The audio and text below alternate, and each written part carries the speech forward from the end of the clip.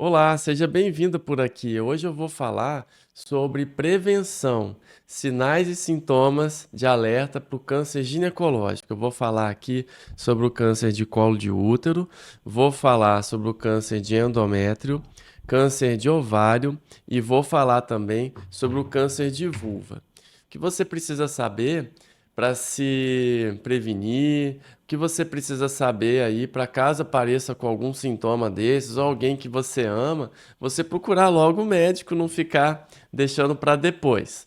Meu nome é Alex Bruno, eu sou cirurgião oncológico, sou cirurgião robótico. Eu tenho a minha formação no Instituto Nacional de Câncer, no INCA, no Rio de Janeiro. Desde 2012, eu me dedico a tratar pacientes com câncer. A minha principal área de atuação é na cirurgia abdominopélvica, tanto gastrointestinal e câncer ginecológico. Conforme eu fui passando no tempo, fui operando minhas pacientes, meus pacientes, eu fui observando que eu precisava trazer aqui para eles informações de qualidade, às vezes para pessoas que eu nem conheço, que são poderosíssimas, não só para prevenção, mas para procurar o médico o quanto antes. O que eu vejo muito aqui, eu falo de Vitória no Espírito Santo, a minha clínica fica aqui. Você pode sim procurar aí, através desse QR Code aqui, mais informações, que eu atendo não só aqui presencialmente em Vitória no Espírito Santo, mas eu posso fazer por teleconsulta, atendo pacientes de todas as partes do Brasil e do mundo. Outra coisa que eu venho falar aqui é que se você chegou agora, deixa aí um like, se inscreve no meu canal e fica à vontade de mandar algum vídeo aí que você achou que é importante, manda para alguém que você conhece ou quer deixar uma dúvida, eu vou ter o maior prazer em responder. Vamos então para o tema de hoje. Olha, começando aqui, eu vou falar sobre uma coisa muito importante. Talvez você não saiba, mas a gente consegue prevenir em 30% a chance de ter um câncer com medidas que eu vou falar aqui para você. Essas medidas são tão importantes que elas são capazes de evitar que a gente morra de câncer em 52%. Isso é muito poderoso, isso está na literatura mundial e eu vou te falar o que é. São bons hábitos, minha gente. Bons hábitos de saúde é fundamental. Eu falo aqui de boa alimentação, a gente incluir na nossa dieta vegetais, incluir tudo que for bom, assim, frutas, fibras. A gente precisa tomar bastante água, vitaminas. Então veja, todas essas moléculas aí que vêm aí de produtos, na verdade, não industrializados, né? Que hoje a gente tem a tendência aí, vou comprar uma coisa aqui mais fácil para comer, fast food. Não, isso tudo não é tão bom, a gente deve evitar isso. Se a gente evitar e incluir ainda mais alimentos aí de qualidade, principalmente produzidos em casa mesmo, ou você que faz uma feira, vai, compra umas coisas gostosas aí da feira, frutas, legumes, verduras, isso é poderoso para evitar o câncer. Eu falo aqui também de atividade física, 150 minutos de atividade física por semana. A gente precisa fazer, a gente pode dividir isso em 30 minutos diários aí, 5 dias na semana, isso é poderoso para evitar o câncer, além de não fumar, diminuir a bebida o máximo que puder e olhar para nosso corpo no sentido de evitar e cuidar da obesidade. A obesidade sim é capaz de produzir aí alterações no nosso corpo que são, infelizmente, elas atrapalham o funcionamento do nosso corpo e pode até ajudar a que o mecanismo de formação de um câncer possa se ativar e isso realmente ser causa de 13 tipos diferentes de câncer. Outra coisa poderosa é você saber que você precisa dormir bem, você precisa ter uma gestão do seu estresse, viver melhor, entende? Se amar mais e cuidar melhor de você. Assim você vai poder cuidar das outras pessoas e sim, você for mais feliz, você vai conseguir evitar vários tipos de câncer. Então, tudo que eu falei antes de falar aqui é uma coisa assim que eu não posso deixar de falar porque isso é importantíssimo. Outra coisa importante é a vacinação do HPV, que eu vou explicar mais sobre a vacinação do HPV, porque eu vou falar de câncer de colo de útero, mas também a vacinação do vírus da hepatite B, que também é uma causa de câncer de fígado, não é o que eu vou falar aqui hoje, mas você precisa saber que isso também evita o câncer.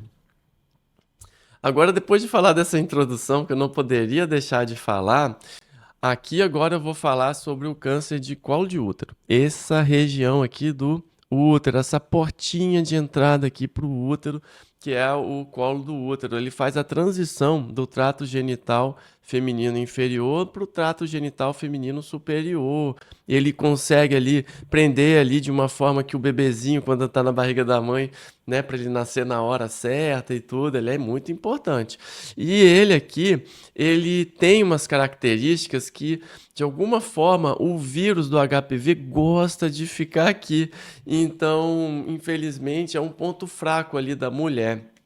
Então a gente precisa olhar para isso. Como é que a gente pode evitar aí o HPV? O HPV ele está presente em 80% da população.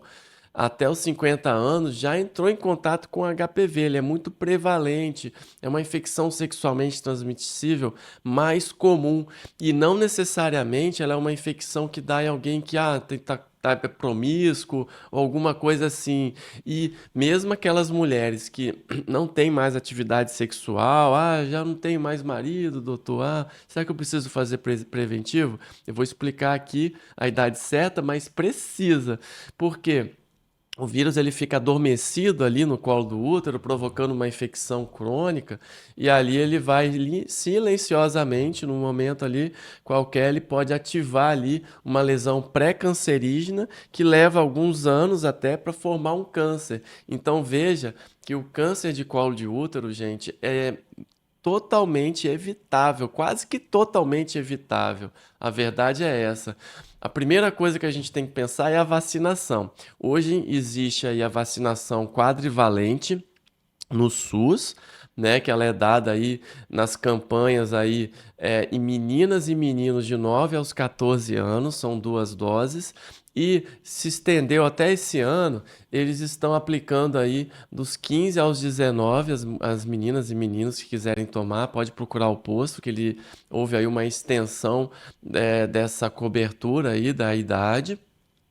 Mas a principal hora de vacinar é antes da mulher e do menino ali ter tido relação. Por isso que o foco da vacinação é dos 9 aos 14 anos. E quem aí tem. Já passou do tempo, né? Será que eu preciso tomar?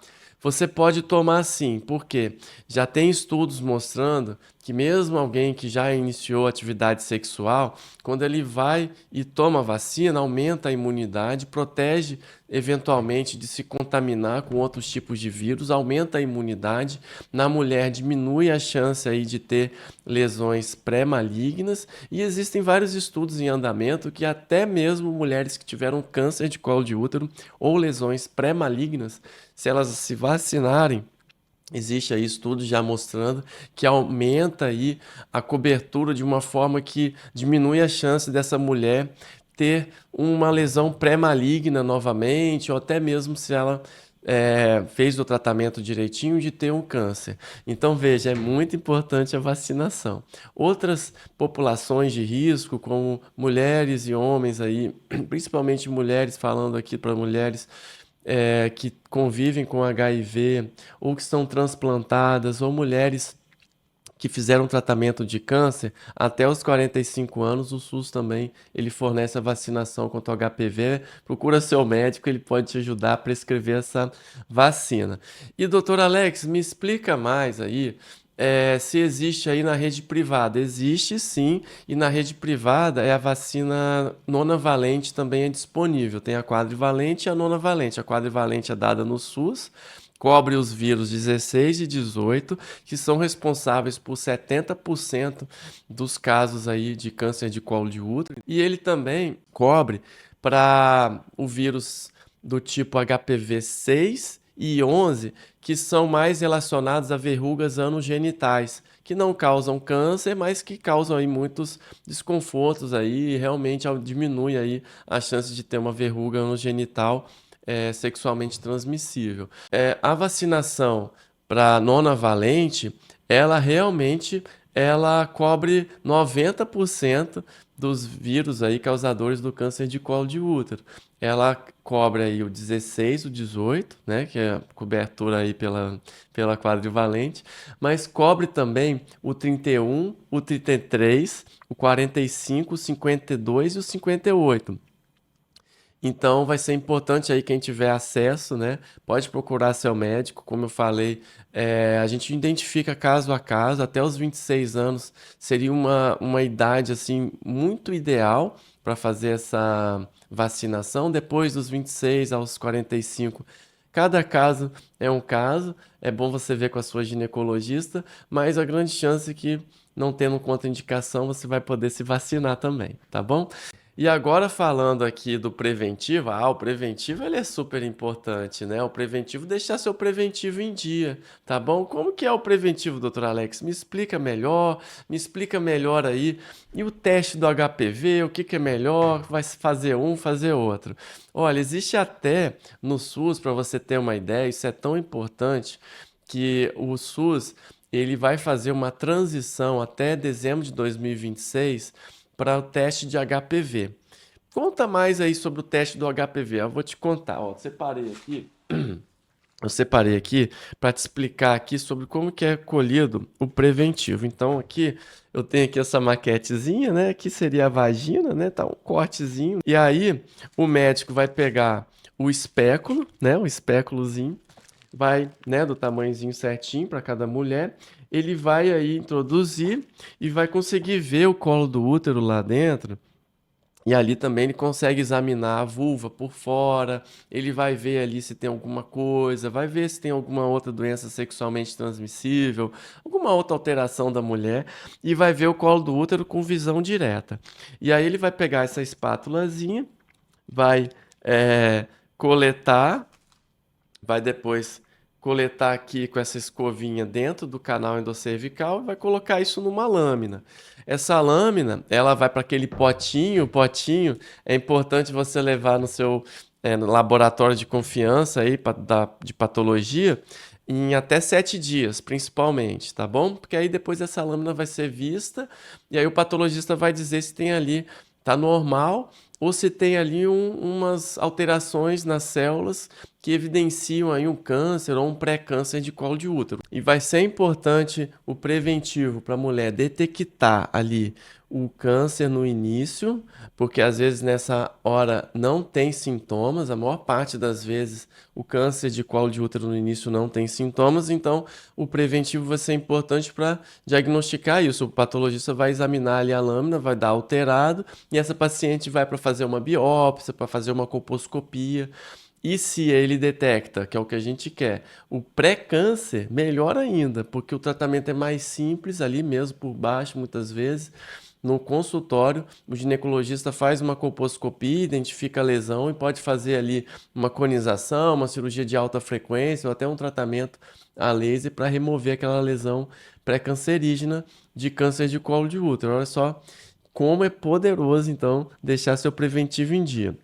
E quem que tem que deixar o preventivo em dia? Dos 25 aos 64 anos, as mulheres precisam fazer o rastreamento. Hoje em dia a gente sabe que a partir dos 64 anos até os 75 anos principalmente, a gente pode continuar fazendo aí o preventivo. Isso é analisado caso a caso com a ginecologista. Algumas mulheres vão ter indicação de continuar fazendo o preventivo, mas muitas vezes essas pacientes elas ficam ainda mais um pouquinho fazendo preventivo, até porque hoje mudou um pouco o perfil, né, de comportamento sexual da população. E às vezes, dependendo dessa mulher, essa longevidade da mulher, vai valer a pena aí continuar fazendo o rastreamento do câncer de colo de útero. Mas a principal informação aqui é que mesmo aquelas mulheres que não estão mais sexualmente ativas, que não estão mais tendo relação, mesmo assim, se elas estão na faixa etária entre os 25 e os 64 anos, precisa ir direitinho no ginecologista, pelo menos uma vez no ano, e o ginecologista vai conseguir manter em dia o seu preventivo. E é importante lembrar que o preventivo tem que estar em dia e a consulta com o ginecologista. A consulta com o ginecologista é anual, todo ano tem que ir para o ginecologista examinar suas mamas, para ele ver você, a parte íntima também, a parte da vulva, examinar todas as queixas eventualmente da mulher, né? O cuidado com a mulher, o ginecologista aí é o médico principal aí da mulher, com certeza. Mas, doutor Alex, me explica mais sobre aí o câncer de colo de útero. Doutor Alex, me explica mais aí sobre o HPV, sobre o teste do HPV e o preventivo. Olha só, o preventivo, ele é importante para detectar o câncer de colo de útero no início. E o teste do HPV? Também. Então, o que vai ser melhor? O teste do HPV, ele também vai utilizar também o espéculo para ver ali o colo do útero. A gente vai tirar aqui com a escovinha e com a espátulazinha o material direitinho. Só que em vez de botar na lâmina, a gente vai colocar nesse líquido aqui de conservação celular, em que a gente vai colocar aqui e vai levar para o laboratório e aí vai fazer um teste do HPV. O teste do HPV ele é mais sensível do que o próprio preventivo. Então, ele vai ser gradualmente substituído aí no dia a dia, no SUS, até dezembro de 2026. Ele vai ser substituído para toda a população, porque ele é muito mais sensível. A gente vai poder repetir depois de 5 anos se esse resultado vier negativo. Então, veja, essa mulher vai continuar indo no ginecologista anualmente, mas só vai fazer o novo teste do HPV 5 anos depois. E se esse teste der positivo, essa mulher vai ser encaminhada para fazer colposcopia, vai ser feita uma lâmina para o patologista ver se é um pré-câncer, se é um câncer, e aí ela vai seguir ali para fazer o diagnóstico precoce e fazer o tratamento. Então isso é muito importante, porque o câncer de colo de útero no início ele não tem sintomas e o pré-câncer de colo de útero também não. E quando a gente diagnostica o câncer no início, a chance de cura é muito grande e a chance aí da mulher ficar livre disso é altíssima. Então vacinação e deixar o preventivo em dia vai ser fundamental. Se você ainda faz o preventivo, né, não tem acesso ainda ao teste do HPV, não fica triste. O preventivo, ele também é importante. Pergunta para sua doutora isso, ou seu ginecologista sobre o teste, mas o importante é você manter o preventivo em dia, porque ele é poderosíssimo, precisa ser feito anualmente. Se a mulher tem 2 negativos, consecutivos, ela pode repetir a cada 3 anos, sim, com segurança, mas lembrar que a consulta com o ginecologista anualmente é fundamental. O teste do HPV ele vai chegar para você aí em breve e fique atento aí e continua se cuidando que vai dar certo. Agora falando aqui sobre sinais e sintomas de alerta do câncer de colo de útero, a gente tem que entender que o câncer de colo de útero, ele é uma feridinha que acontece aqui no colo do útero. Então, o que uma feridinha vai fazer? Ela vai sangrar, entende? Então, essa mulher vai ter um sangramento é, depois de uma relação sexual, entre duas menstruações, né, no período ali que ela não costuma sangrar, ela vai e sangra. Ou mesmo essa mulher que não sangra mais, ela já entrou em menopausa, ela vai e tem ali um sangramento estranho, ali um sujinho na calcinha, um corrimento esquisito, às vezes até um corrimento aquoso ou um cheiro diferente ali, um corrimento purulento, precisa ir no ginecologista para ele olhar. Ah, sim, pode não ser câncer, mas se for alguma coisa mais séria, né, o médico ele vai cuidar. Outra coisa que pode dar é dor na relação. Essa mulher também, ela, à medida que o câncer vai avançando, ele pode dar dor lombar, ele pode dar dor nas pernas, emagrecimento. À medida que ele vai crescendo, ele pode dar alterações urinárias, até sangue na urina, até alteração fecal, né, para constipação, sangramento retal. Casos mais sérios pode até dar ali uma comunicação da bexiga com o útero, dali sair até urina ali, uma fístula, uma coisa bem desconfortável para a mulher. Então, veja, o câncer, às vezes, ele vai aumentando ali, pode virar um problemão. Então, por isso que é importante a gente evitar, deixar o preventivo direitinho em dia, sabe? Eu falo aqui para você ficar assustada, mas para você entender que realmente vai valer a pena a gente tirar um tempinho para a gente se cuidar, tá bom? E, doutor Alex, existem outros fatores de risco aí para o câncer de colo de útero? Existe sim.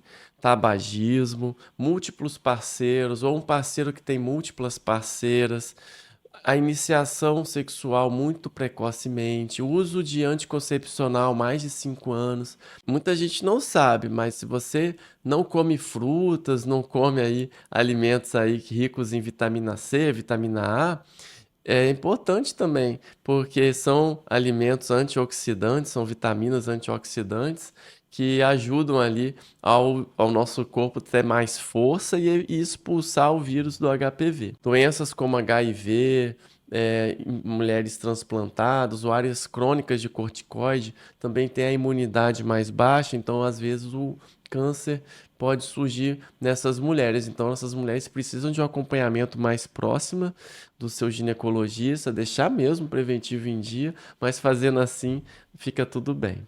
E depois que eu falei aqui bastante sobre o câncer de colo de útero, eu vou falar agora do câncer de endométrio. O câncer de endométrio, ele é dessa camada interna aqui da cavidade uterina. O endométrio, ele descama a toda menstruação e ele é importante aqui para abrigar o bebezinho quando ele vai se implantar aqui no útero para gerar a gestação. Mas a gente pensando aqui numa mulher com câncer nessa região, né? Olhar aqui nessa maquetezinha, que seria aqui esse, essa área aqui, né? Essa aqui é uma maquetezinha com um útero cheio de probleminhas, mas seria esse tumorzinho aqui, ó. É um tumor aqui bem da região do endométrio. E quais são os fatores de risco? Como que eu posso prevenir o câncer de endométrio? O câncer de endométrio ele está mais relacionado à obesidade. Então, uma importante forma da gente evitar o câncer de endométrio é a gente cuidar do sobrepeso, da obesidade, visto que a gordura do nosso corpo, ela produz hormônios. E esses hormônios, eles acabam atrapalhando, desorganizando o corpo da mulher, e aí estimula o endométrio, acaba crescendo aqui e pode originar um câncer. E além da obesidade, que é um problema de saúde pública e que é realmente responsável pela maior parte dos tipos de câncer de endométrio, e por isso ela é um grande problema em países de primeiro mundo. Pra você ter uma ideia, 3/4 dos casos de câncer de endométrio no mundo são nos países de primeiro mundo que tem esse desafio da obesidade. Além da obesidade, existem outros fatores de risco. A mulher a menina, né, que tem sua primeira menstruação antes dos 8 anos, a mulher que tem a sua última menstruação, a menopausa, após os 55 anos, hormonioterapia de uma forma inadequada, aquela também tratamento para câncer de mama, a mulher que faz uso de tamoxifeno, por exemplo, essa mulher, ela precisa de um controle rigoroso ali do seu útero, fazer ultrassom transvaginal direitinho, vigiar ali para caso tenha algum espessamento do endométrio, essa mulher vai para uma investigação. Outra coisa, mulher com infertilidade e síndrome dos ovários policísticos acaba tendo um pouco mais de risco para câncer de endométrio, diabetes, hipertensão, síndrome metabólica, que vem junto um pouco aí da obesidade, mas eles também são causas de câncer de endométrio, um diabetes descompensado, tá bom? E o sedentarismo, como eu já falei. E para evitar o câncer de endométrio, então, doutor Alex? Para evitar o câncer de endométrio é você cuidar da obesidade e do sobrepeso. Hoje existem tratamentos aí diversos, modernos, e você precisa procurar uma profissional aí para você cuidar disso, né? Você que não sabe aí, mas a minha esposa, Irlena, ela é endocrinologista, ela faz um trabalho brilhante aqui no meu consultório. Eu vou deixar até até aqui o link aqui e o QR Code para você entrar em contato se você tiver interesse para mais informações. Porque hoje o tratamento da obesidade realmente é poderoso, ele exige aí vários pilares, exige alguém que vai te acompanhar de fato, de verdade, e com certeza você vai encontrar isso aqui. Alguns casos, cerca de 3% a 4% dos casos de câncer de endométrio estão ligados a uma síndrome hereditária de predisposição ao câncer, a síndrome de Lynch, que também está relacionada ao câncer de cólon e reto, de intestino grosso e reto, e também está relacionada ao câncer de ovário.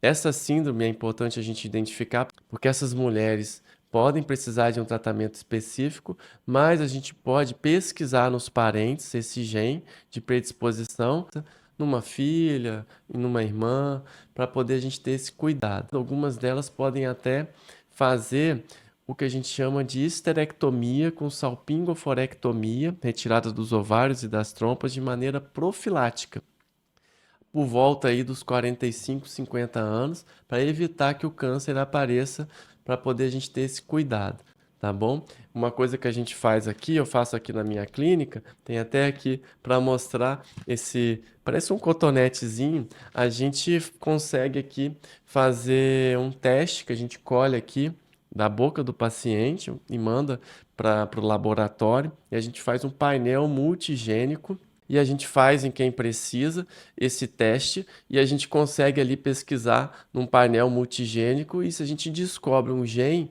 nessa mulher que teve o câncer, por exemplo, de endométrio, a gente pode pesquisar nos seus parentes, nos seus filhos, primas, porque caso exista aí nesses parentes, a gente consegue esse gene, né? A gente consegue fazer profilaxia, a gente consegue ajudar eles a não terem o câncer ou diagnosticar no início. E os sinais e sintomas aqui de um câncer no endométrio?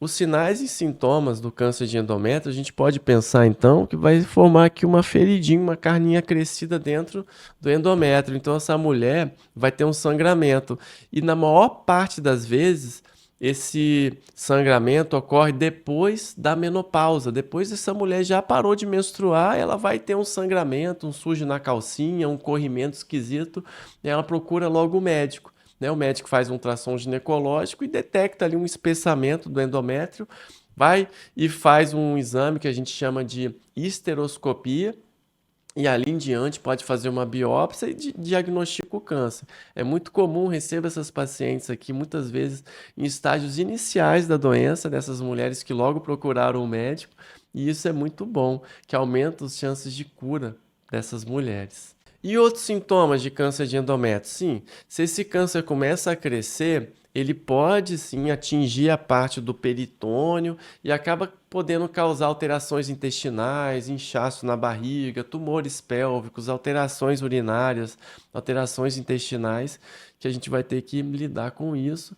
E sim, o câncer mais avançado, ele vai produzir, além de tudo, emagrecimento, fraqueza, outros sinais ali em que o câncer está avançado. A gente não quer que isso aconteça, mas sim, se a gente diagnostica isso numa mulher, a gente vai poder cuidar dela com carinho.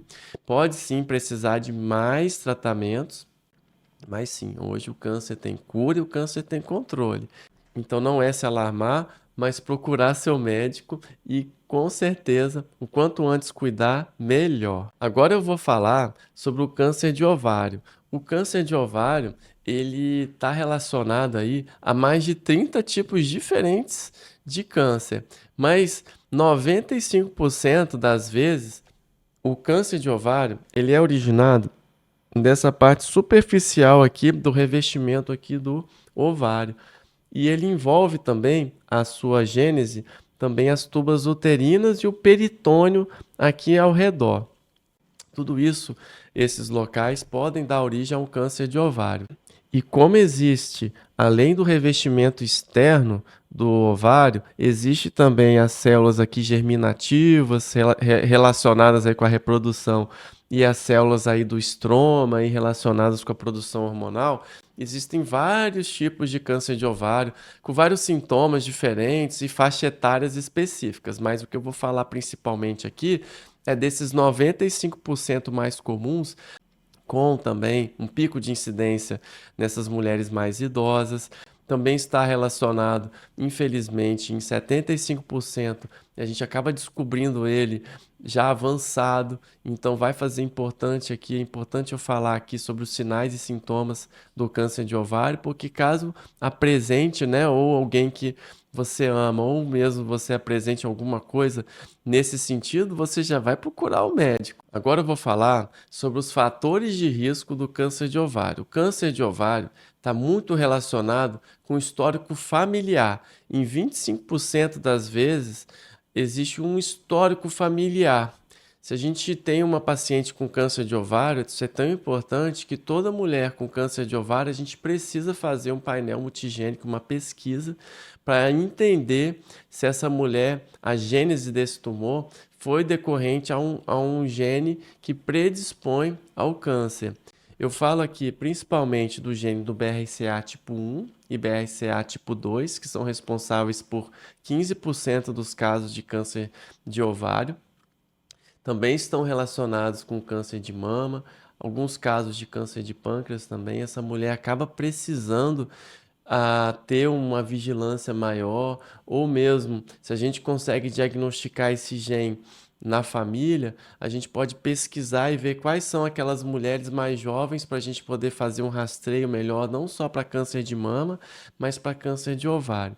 Essas mulheres também vão ter uma chance de fazer a cirurgia profilática da mama, com adenomastectomia, se ela quiser, depois que ela tem seus filhinhos, e também a cirurgia de retirada dos ovários e das tubas uterinas, que a gente chama de salpingoforectomia bilateral.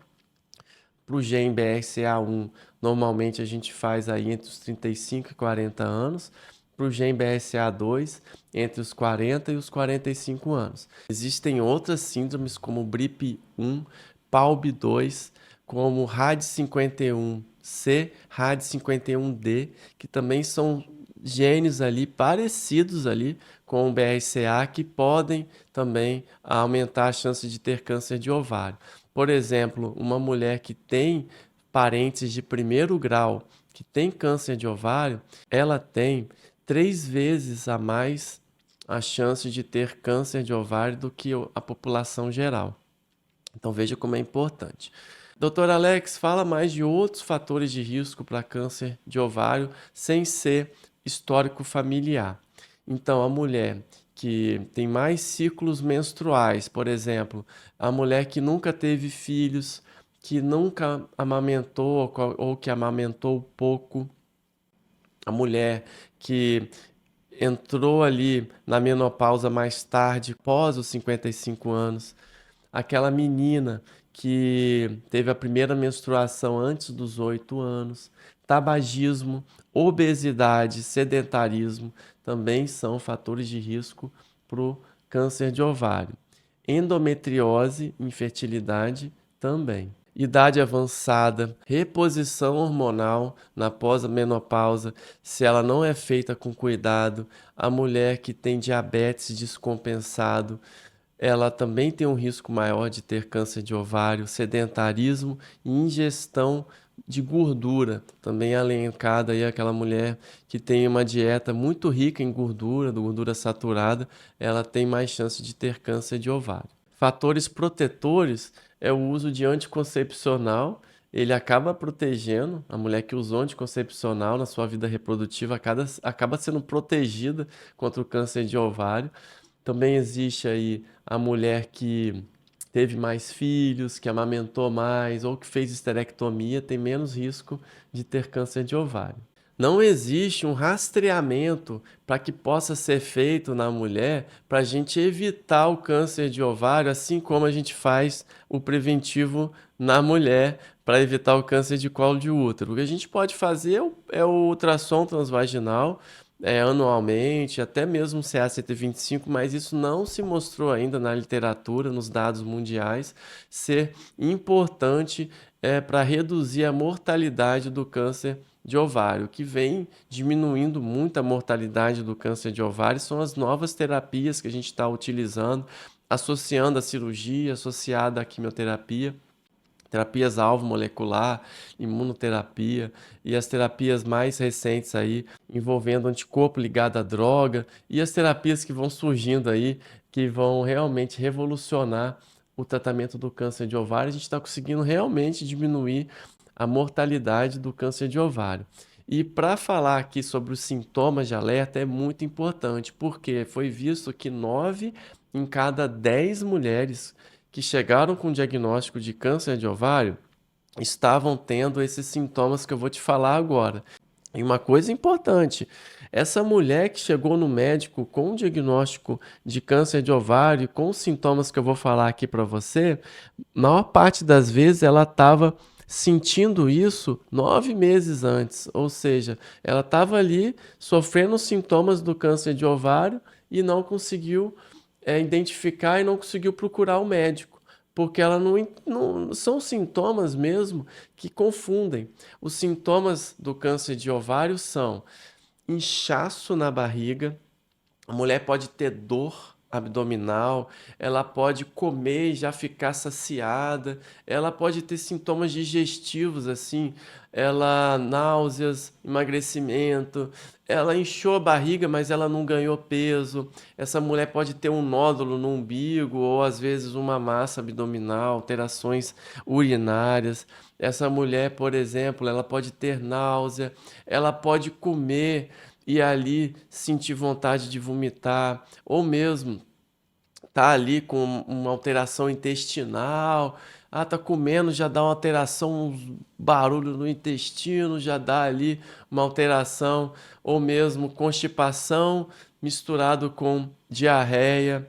Isso não tá normal. Então o que eu vejo aqui é a mulher chegar com esses sintomas aqui para mim, passa ali meses se cuidando, ela vai ficando mais fraca, ela vai emagrecendo e faz o diagnóstico de câncer de ovário. Então, veja, isso tudo que eu falei são sintomas, às vezes, que podem ser de outras doenças, pode ser de outras coisas, até mais simples, mas muitas vezes a população no geral, as mulheres acabam ali deixando para depois, nas suas coisas que elas precisam fazer no seu trabalho, e ali vai procura às vezes um médico que não faz a suspeita, vai tratando ali com algum medicamento ou acaba indo no pronto-socorro e ali recebe uma medicação, volta para casa e não faz o diagnóstico. Então veja, se você tiver com algum desses sintomas, eu vou repetir, distensão abdominal, a mulher fica ali, come, logo fica cheia, náuseas, emagrecendo,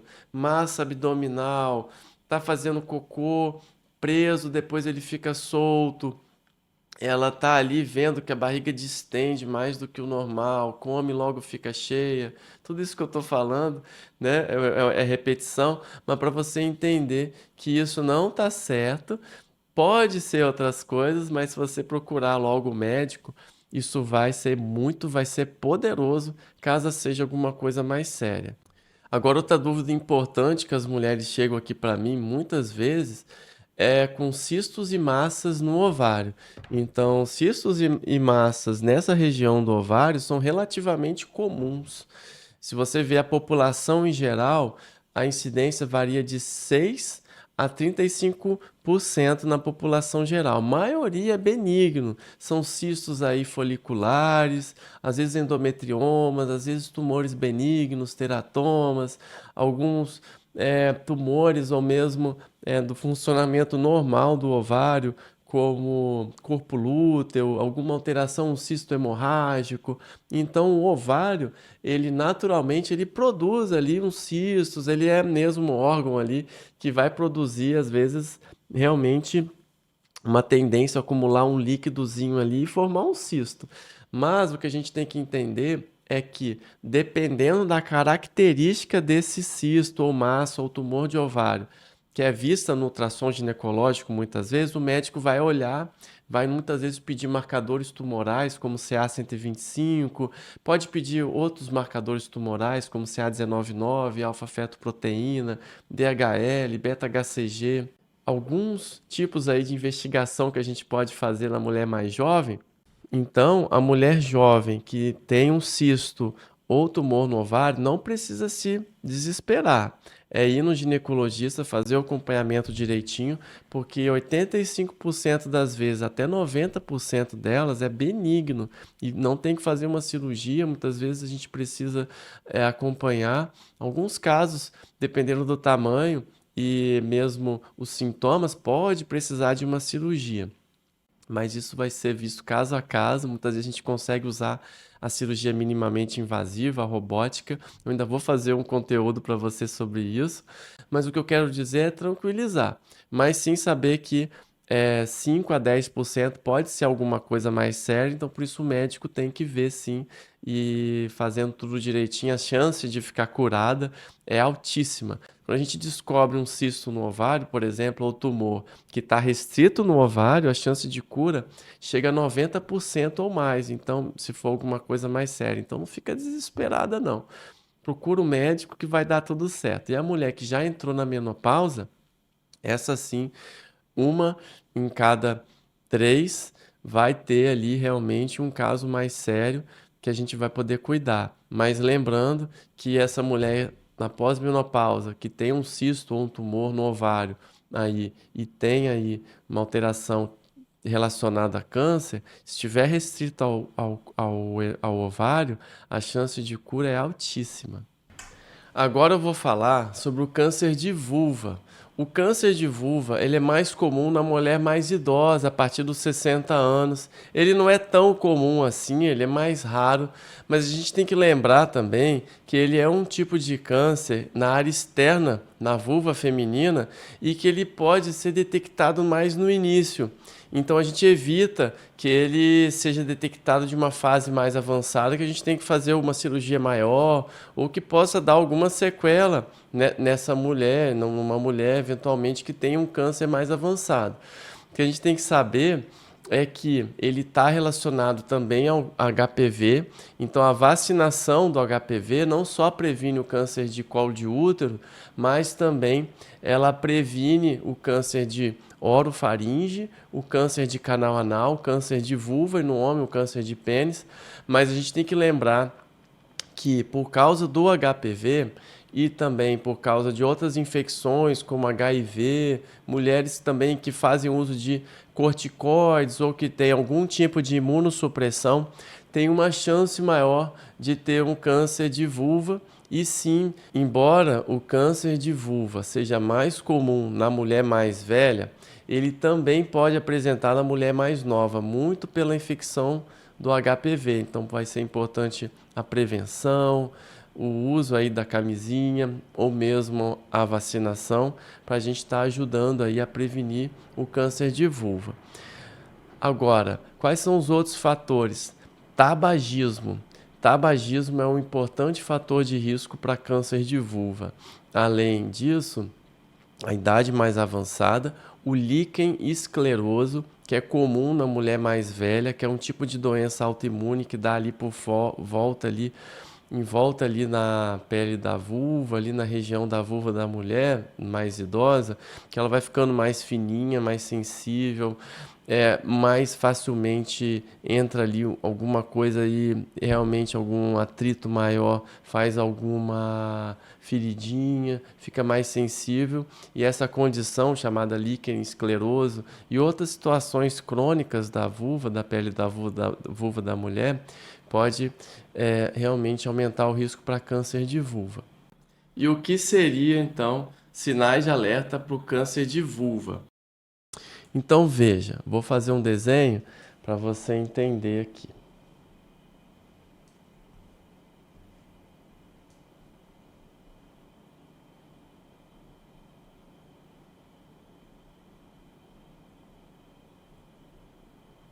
Então tá aqui uma vulva.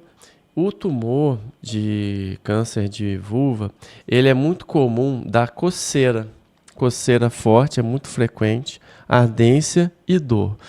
O sintoma externo aqui é formar alguma feridinha, alguma úlcera, alguma verruga que vai crescendo e começa a sangrar.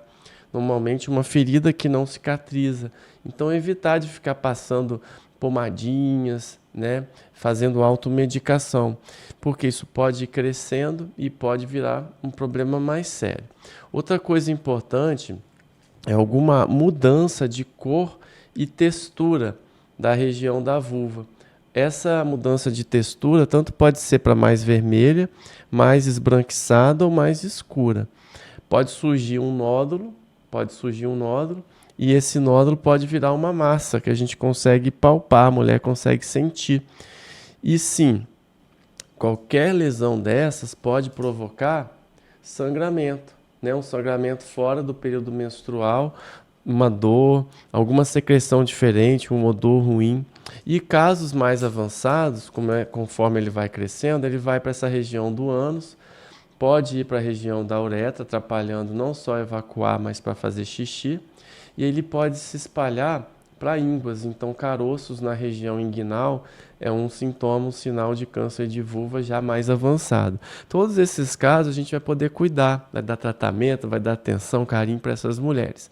Mas a minha intenção aqui é te explicar, caso você tenha alguns sintomas desses, você procurar ajuda.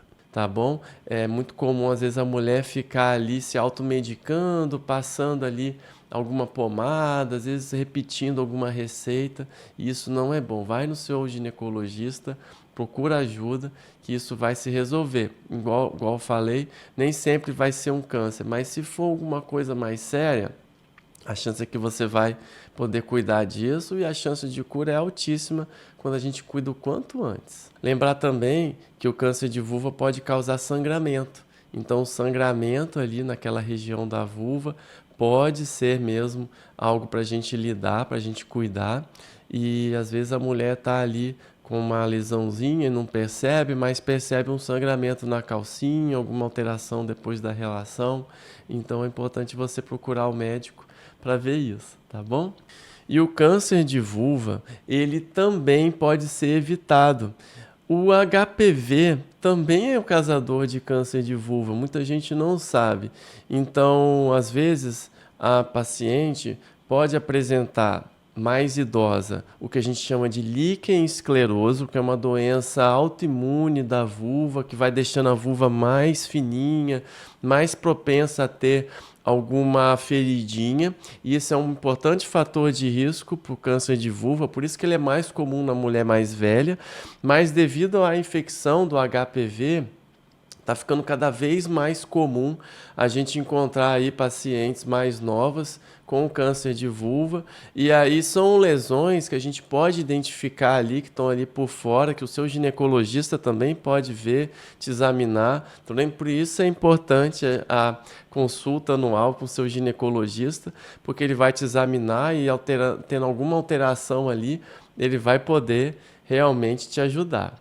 E outros fatores de risco por câncer de vulva é a infecção do HIV, mulheres que são transplantadas ou que usam corticoide de forma contínua, então isso atrapalha porque diminui a imunidade, e essas mulheres aí, elas precisam de um acompanhamento especial. A vacinação vai ser importante para elas, né? Deixar a vacinação em dia, e saber os sinais e sintomas vai ser fundamental.